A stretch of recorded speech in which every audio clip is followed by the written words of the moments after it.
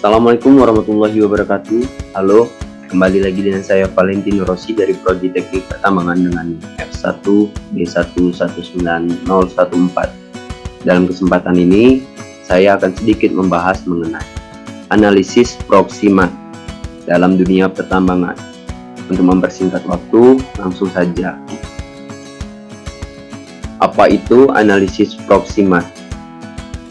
Dalam bahasa awam, analisis proximat adalah suatu metode analisis kimia yang mengidentifikasi kandungan nutrisi seperti protein, karbohidrat, lemak, dan serat pada suatu zat makanan dari bahan pakan atau pangan.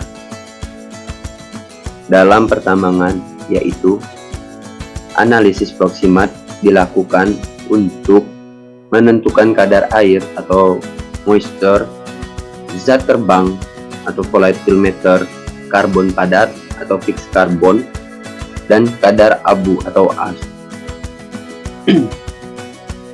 Dari kedua maksud di sebelumnya didapatkan kesimpulan, yaitu analisis proximat merupakan metode analisis kimia yang bertujuan untuk mengidentifikasi kandungan. Jika pada dunia pertambangan, contohnya yaitu seperti bahan tambang batu bara yang dilakukan analisis proximat dengan tujuan untuk mengidentifikasi dan menentukan kandungan yang dimiliki oleh bahan tambang tersebut.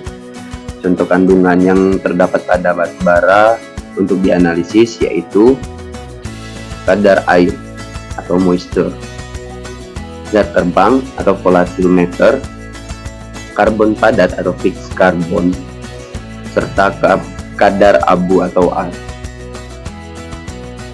Jenis-jenis analisis yang terdapat pada proximat. Yang pertama yaitu penentuan total moisture atau kadar air pada batu bara. Kadar air ini pasti selalu jadi hal utama dalam menganalisis karena kadar air yang terkandung merupakan pengaruh negatif terhadap pemanfaatannya, dan jika semakin tinggi kadar air, semakin rendah pula rank batu bara tersebut.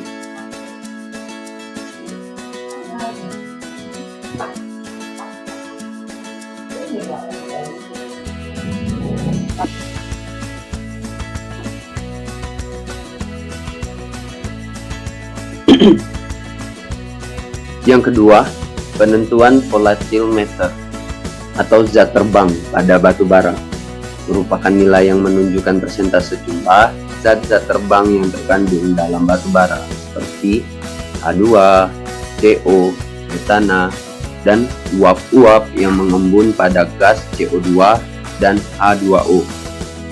Selain itu, semakin tinggi kandungan volatimeter, semakin rendah pula rank batu bara tersebut. Dan dalam pembakaran fixed carbon akan menjadi cepat dibandingkan volatimeter yang rendah.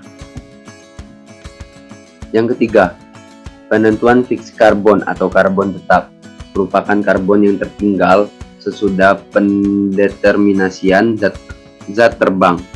Setelah pengeluaran zat terbang dan kandungan air, maka karbon tertambat secara otomatis akan naik hingga semakin tinggi kandungan karbon. Semakin tinggi kandungan karbon di sini, semakin baik pula tingkatan batu bara. Yang keempat, penentuan abu atau hal. Kandungan abu adalah zat organik yang dihasilkan setelah batu bara dibakar.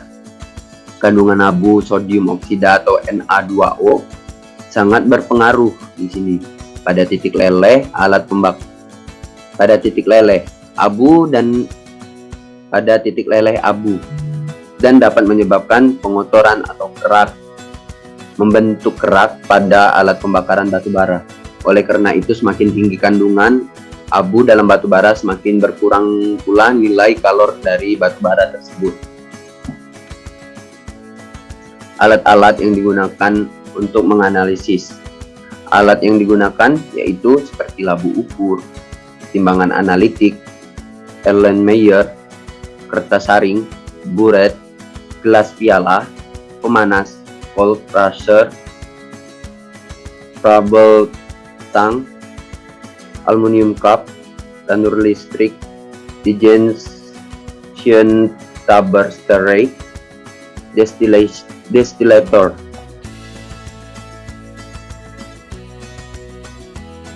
Kegunaan analisis proximat dalam pertambangan. Yang pertama, kegunaan analisis proximat ini yaitu menentukan rank atau peringkat bahan tambang batu bara atau bahan tambang lainnya.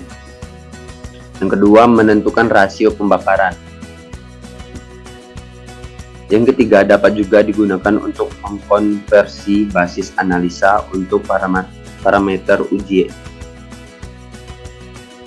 Cara melakukan analisis sebelum sampel diuji di sini dilakukan proses sebagai berikut, yaitu pengeringan bahan tambang. Yang kedua, pengecilan ukuran, yaitu tadi menggunakan cold crusher. Yang ketiga, pencampuran sampel, dan yang terakhir yaitu pengecilan berat sampel. Setelah beberapa proses tadi telah dilakukan, selanjutnya yaitu sampel dapat diuji langsung di laboratorium, dan proses-prosesnya sebagai berikut. 1. Penentuan meliputi pengujian 1. Penentuan total moisture atau kelembapan total yang memiliki satuan persen berat. Yang kedua, menentukan zat terbang volatimeter. Yang ketiga, menentukan kadar abu yang terdapat pada sampel atau hash content suatu memiliki satuan berat persen. Yang keempat, menentukan kadar karbon atau fixed karbon.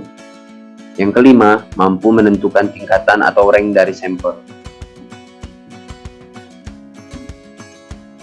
Mungkin hanya segitu saja sedikit ilmu yang saya bisa beri mengenai analisis proximat. Saya akhiri. Wabillahi taufiq wal hidayah. Wassalamualaikum warahmatullahi wabarakatuh.